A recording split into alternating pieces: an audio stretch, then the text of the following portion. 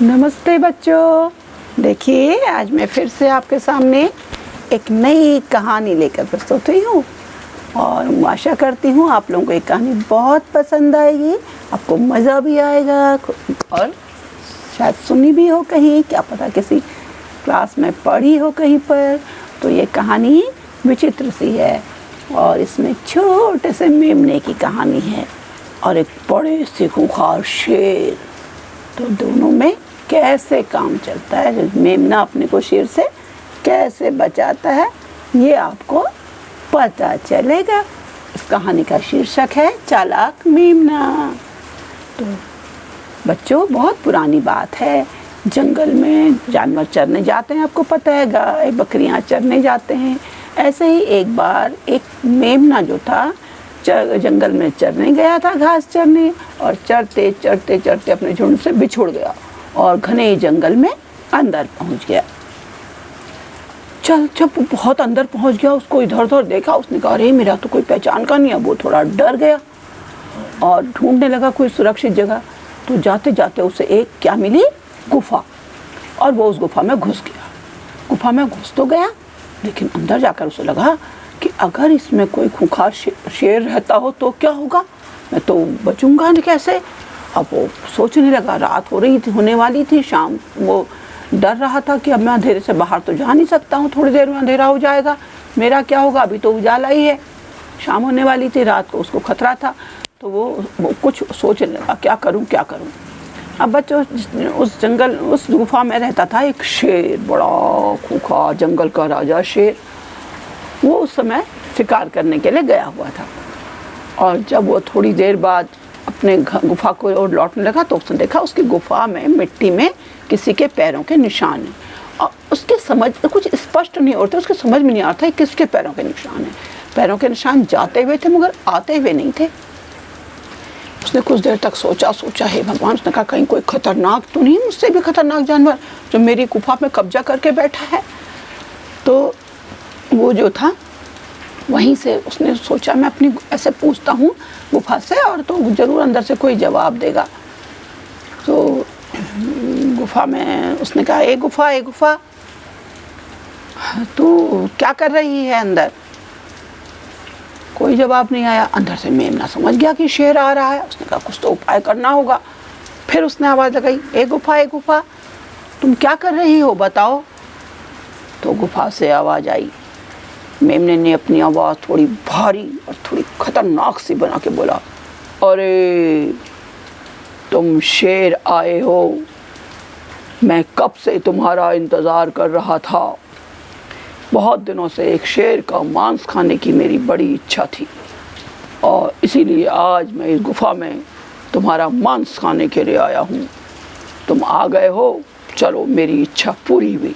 शेर ने सुना, उनका ओ कोई मुझसे भी खतरनाक, मुझसे भी बड़ा भयानक जानवर, सारी दुनिया तो मुझसे डरती है और ये मुझसे भी बड़ा क्या होगा। वह जो है वापस लौटा जंगल की ओर। तो बच्चों झाड़ियों से एक लोमड़ी देख रही थी कि शेर अपनी गुफा में नहीं जा रहा है और उसके बाद वापस आ रहा है।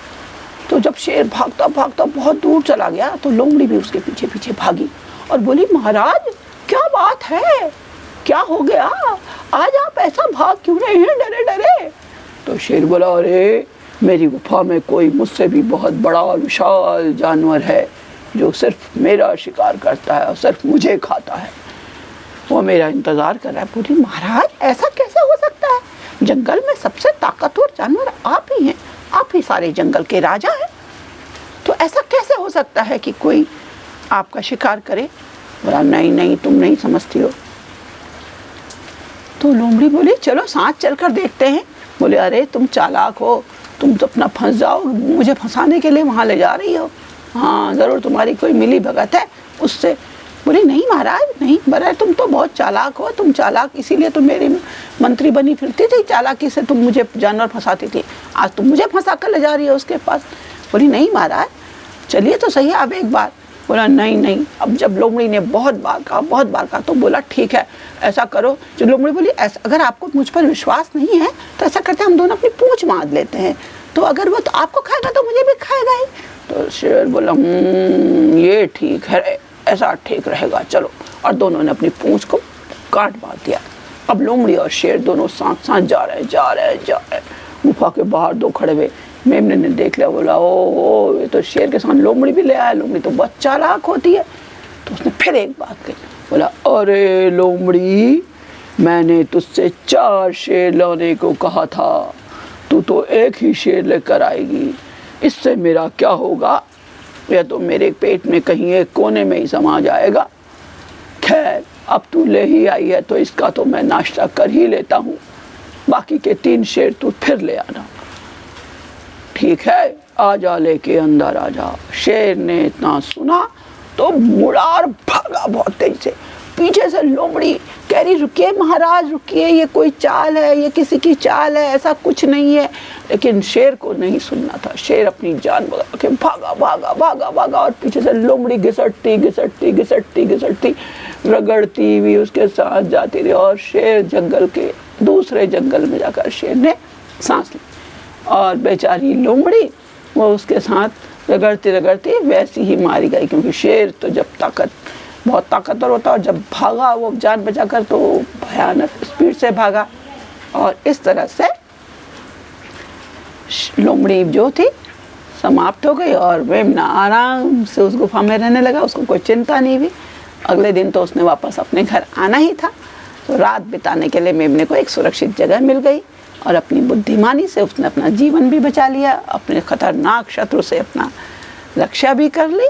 तो बच्चों देखा, बुद्धि विवेक जिसको हम समय पर सही ढंग से प्रयोग करते हैं तो वो हमारे लिए कितना अच्छा होता है। तो जब भी हमारे पास किसी तरह की कोई समस्या हो तो उसमें अपने हाथ पैर ढीले नहीं करने चाहिए, घबराना नहीं चाहिए, अपने दिमाग का प्रयोग करना चाहिए, विवेक का, मन अंतर्मन से आने वाली आवाज़ को सुनना चाहिए। वो क्या कह रही है हमसे, बुद्धि क्या कह रही है। ऐसे समय पे हमें धैर्य नहीं खोना चाहिए। और अगर ऐसी मुसीबतें हमारे जीवन में आ जाएं और हम धैर्य के साथ रहें, सम विवेक का प्रयोग करें, तो हमें कभी कोई भी नुकसान नहीं हो सकता। तो अब आपको ये बताना है कि ये कहानी आपको कैसी लगी। और आपको पता, बोलती गुफा की कहानी तो मैंने पहले भी सुनाई थी, लेकिन वो बिल्कुल अलग थी और ये दूसरी है। तो आप इस तरह की अनेक कहानियाँ सुनते रहेंगे मेरे साथ और मुझे बताते रहेंगे कि आपको मेरी कहानियाँ कैसी लग रही हैं।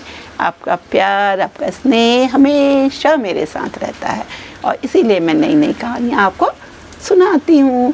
तो बच्चों, अगली नई कहानी तक के लिए इंतज़ार करिए मेरा, और तब तक के लिए दीक्षा दीदी का नमस्कार। ठीक है।